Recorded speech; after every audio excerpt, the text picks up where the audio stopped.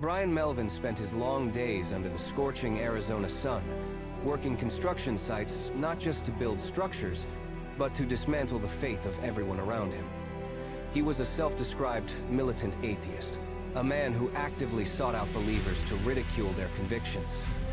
To Bryan, faith was a cage, and he viewed himself as a noble liberator of minds. He was armed with logic and a sharp tongue, confident that the material world was all that existed.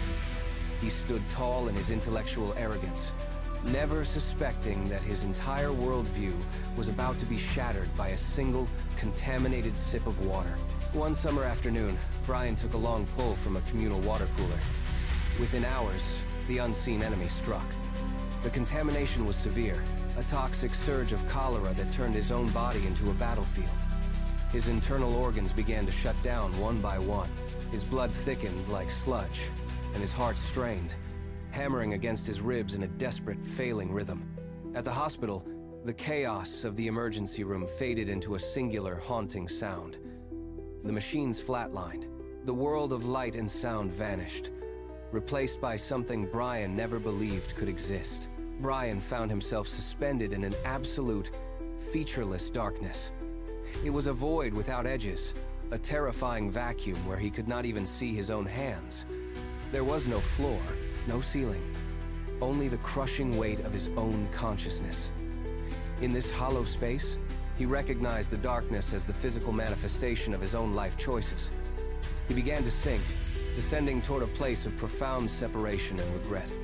His intellectual defenses, once so sturdy and sharp, were revealed to be hollow shells that offered no shelter against this eternal cold. He was falling, and for the first time, he was truly afraid. Realizing his pride was a lie, Bryan finally whispered a desperate cry for help. In that instant, a figure of light reached into the void. Bryan recognized him immediately as the very person he had spent years denying. There was no judgment in those eyes, no abandonment, only a mercy that defied logic. The figure pulled Bryan out of the darkness and into a realm vibrant and alive. It was a place of such intense color and reality that the physical world seemed like a mere sketch, a shadow of the truth. He was told he was being sent back, and that his future was now a choice. The light was the last thing he saw before the world returned. Bryan woke up in a sterile hospital bed in Arizona, a changed man. He has spent the decades since telling this story with careful, understated precision.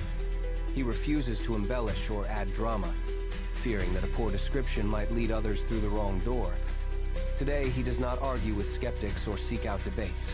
He simply points to the figure who reached into the dark when he had no claim to be saved. He tells them, with the quiet certainty of a man who has died, that this is the God who is actually there.